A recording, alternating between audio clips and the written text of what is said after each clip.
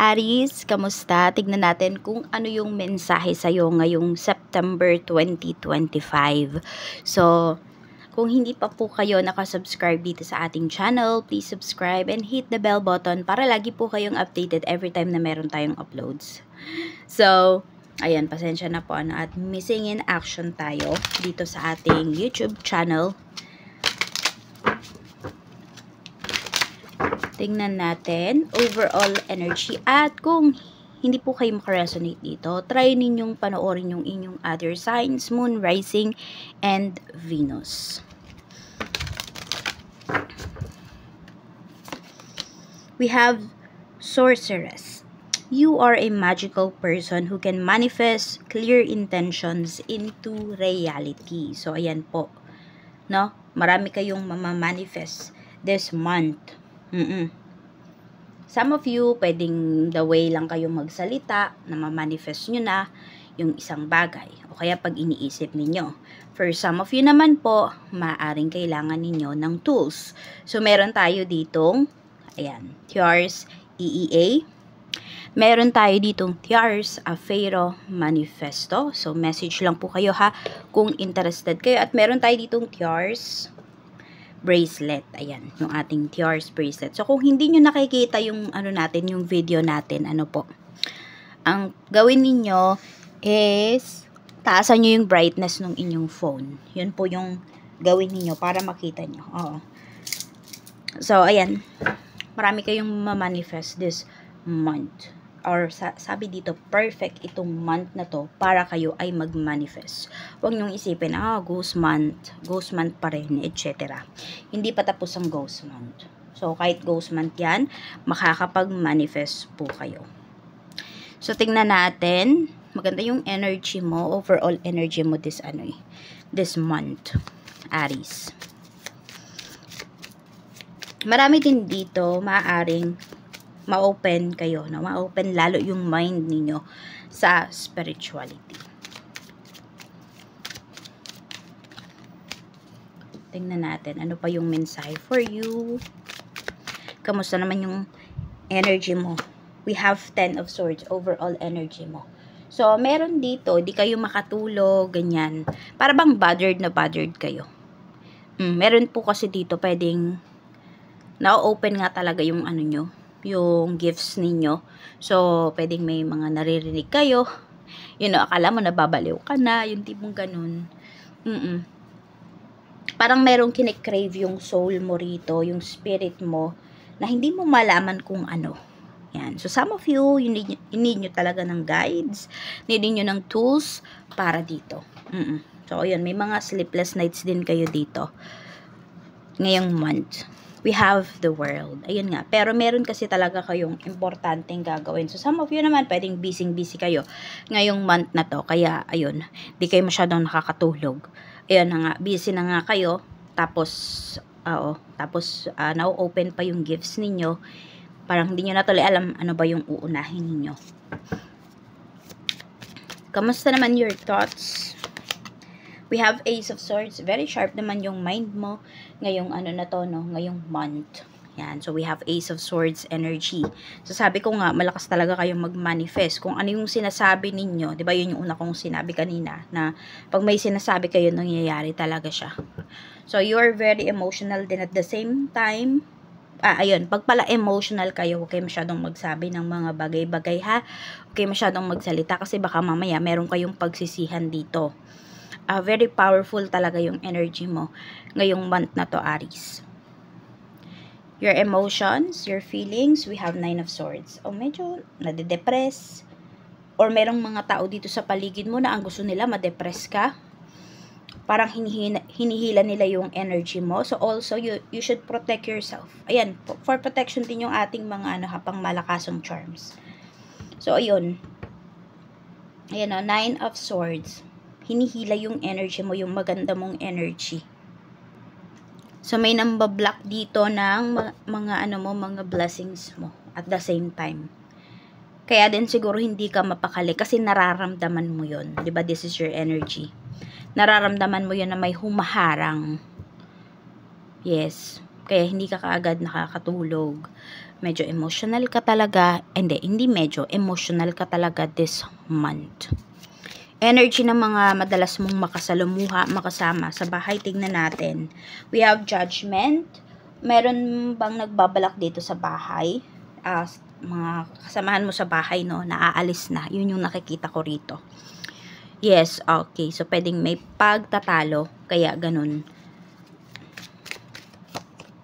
We have 5 of Cups. May pagtatalo, may away nga na pinapakita rito. Yan, no? Ingat kayo ha, kasi pwedeng isa sa kasamahan mo sa bahay, yung gusto na, ayan, no? Na hindi mangyari yung mga minamanifest mo. Pwedeng mismo sa bahay. Kasama mo sa bahay yung naiinggit sa'yo. Oo. Yan. Medyo malungkot yung energy dito pagdating sa house. I don't know kung ibebenta nyo ba yung bahay or maghihiwalay kayo. Ayan. Some of you, pwedeng ang kasama mo dito mga kapatid mo na lang. So, baka may away kayo, ganun. So, merong need ng umalis. So, toxic yung energy na pinapakita rito ng mga kasama mo sa bahay ngayong month. Sa trabaho naman, we have 4 of Wands. Sa trabaho naman, okay naman yung energy ng mga co-workers mo. Ayan, masisipag, matatatag, maaasahan mo, yan yung pinapakita rito. Sa business, we have 7 of Swords. Sa business, medyo maging maingat ka.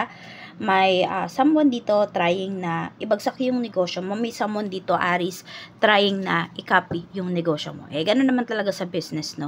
Kaya lang, syempre, mahalaga na hindi malaman ng taong to yung strategy mo in terms of your business. Yun yung pinaka-importante. So, kung meron dyan, inaalam yung yung strategies ninyo, saan kayo kumukuha ng mga items, ganyan, mga materials, raw materials ninyo, ay i-block mo na yan sa life mo. Yan na. May mga magta-try talaga rito na sabihin natin, pabagsakin ka talaga. Pero dahil malakas ka, nararamdaman mo kagad kung sincere ba yung isang tao or ano ba yung intention sa'yo nung isang tao. Okay, money energy naman tayo. We have 5 of Pentacles. So, medyo may struggle na pinapakita rito in terms of money. We have 7 of Pentacles. Need mo daw mag-ipon. So, kung meron kang bibilhin ngayong month na to, pag-isipan mo muna talagang mabuti kung bibilhin mo ba. We have Strength. And some of you, ang pinakapagkakagastosan nyo po rito is yung health ninyo. Okay, pwedeng may nag-healthy diet dito. Some of you, pwedeng need nyo na ba ng surgery? Meron ba kayong kailangang treatment na gawin? So, yun po. Doon, masabi natin na mapupunta yung inyong kaperahan. So, huwag kayong ubos-ubos biyaya ngayong month na to. Talagang pag-isipan nyo daw mabuti. Yung mga pagkakagastusan po ninyo. Sa trabaho naman, tingnan natin yung treatment sa'yo ng mga ka-work mo or ano ba yung tingin nila sa'yo, ganyan. We have 8 of Pentacles. So, nakikita ka naman talaga nila as someone na masipag na co-workers. Wala silang masabi sa'yo kasi, ayan, pag nasa trabaho ka, you're very focused sa work mo. Tsaka magaan ka daw kasama. Yun yung magaan kang katrabaho, madali kang katrabaho, yun yung nakikita nila sa'yo. So, wala namang masamang tinapay sa'yo dito yung coworker mo. Ang mas pinapakita rito is yung kasamahan mo sa bahay or relatives mo. Yun. Okay, punta tayo pagdating naman sa business. Okay, kamusta ang sales? We have 4 of Pentacles. So, okay naman yung sales nyo pagdating sa business ngayong month. We have the Sun. Very positive din kasi yung energy mo. So, kung ano man yung tinatarget ninyo na amount ngayong month na to, makukuha nyo talaga siya. Masabi ko na hindi kayo affected ng ghost month, yung negosyo nyo. Check natin pagdating naman sa supplier mo. Sa supplier, medyo magkakaroon ka lang ng problems. Parang yung mga expectations mo sa kanya, hindi niya mamimit. Ace of Wands. Pero ang sinasabi lang dito, kausapin mo daw ng maayos and kung ano man yung maging problema, sabihin mo kaagad sa kanya, aksyonan mo daw yan kaagad. So, wag mo nang patatagalin pa or wag mo nang ipapadaan sa ibang tao kung ano man yung reklamo mo sa kanya. Sa clients mo naman, we have Queen of Cups. So, marami kang mababait na clients, mga galante ng mga clients ngayong month na to. Marami kang actually makakausap, makakachikahan mo pa sila. Ayan, we have the Lovers. And some of you, marami din po kayo ditong clients na magkarelasyon, mag-asawa. So, I don't know kung ano ba yung business ninyo, pero ayan po. Or, masabi natin, yung mga clients mo ngayon, masasaya yung love life nila. Very happy yung mga clients mo. And even, yung sabihin natin, happy sila sa products mo, ganyan. Mga balita sa labas at loob ng bansa na magiging interested ka o pwedeng may kurot sa puso mo. Tingnan natin ano yung theme na yun. We have 6 of Pentacles. And we have Queen of Wands. So, ang nakikita ko dito, pwedeng mga single mom, single dad, more on pagnenegosyo. Ayun. Oo, mga naging big time na single mom or single dad or even single person, no, na sumakses sa negosyo. Yun po yung mga masabi natin may inspire ka. Yan, meron ding mga nagta-travel. Traveling. More on business and travels yung pinapakita rito. May inspire ka doon sa mga mapapanood mo. We have 6 of Swords. Okay, meron bang tao makakatulong sa'yo rito financially? Sa financial mo ngayong month na to. Actually, meron naman po, kaya lang nasa malayo siya. So, kung meron kayong mga kakilala sa abroad, ayan, makakatulong sila. Pwedeng hindi lang to isang tao. So, yun po yung pinapakita na makakatulong sa'yo pagdating sa financial. And ito yung mga tao na tahimik lang sila. Hindi sila mapagmalaki sa kung ano yung mga meron silang mga na-achieve or may mga achievements sila. Tahimik yung taong to. O yung mga taong to. Parang kapag nagsabi ka sa kanila, magugulat ka na lang din kasi papahiramin ka talaga nila. Ganyan. Or tutulungan ka nila.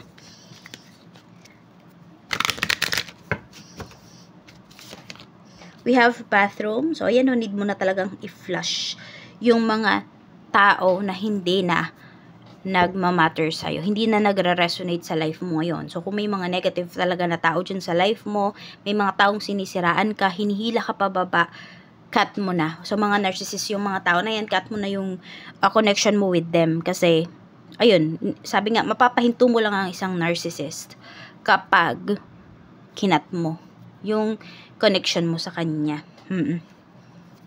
So, ang dami palang talagang nagbibigay sa inyo dito ng negativities.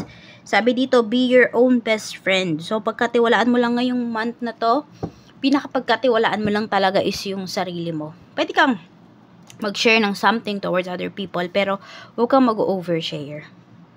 Kailangan may gini-gatekeep ka pa rin. Kailangan may tinatago ka pa rin, Okay. So, ayan, meron tayo ditong school. So, ito ay talagang pagdating sa pag-aaral ng mga anak nyo.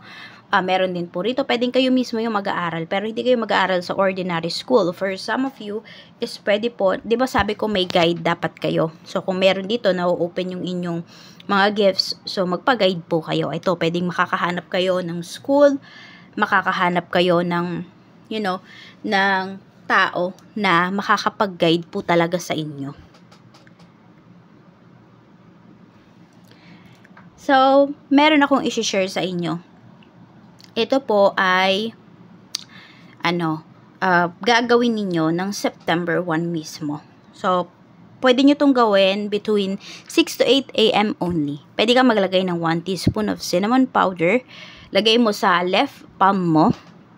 Tapos, i-blow mo papasok ng bahay ninyo. Sa front door, kailangan nakabukas yung front door ninyo. Ikaw naman nasa labas ka. Hipan mo papasok itong cinnamon powder. So, para maka-attract ka ng mas maraming blessings, lalo na pagdating sa pera. 'Di ba? Abundance, wealth, kasaganaan, 'yun. Good luck. 'Yun na yung gawin mo. Pwede rin naman, isa pa na way, pili lang kayo dyan kung ano yung gagawin nyo. Pwede kang magluto or bumili ng 3 to 4 klase na kakanin at pagsaluhan nyo ng family mo. Could be breakfast, dessert man yan, or as merienda. Tapos, ayun, kainin nyo lang, ganun, usual. Ubusin nyo ng isang araw na yun. Kaya mas maganda kung bibili na lang kayo. Meron na bibili nasa styro 4 or 3 to 4 klase na yun ng kakanin. Yun, pwede nyo bilhin yun, ganun. So, para mas mag-stick po sa inyo, no, yung mga blessings ngayong Ber months. Yun yung gawin po ninyo. Okay? So, ayan lang po. Maraming salamat, Aries. Mag-iingat ka. More blessings to come sa'yo and enjoy the rest of your September.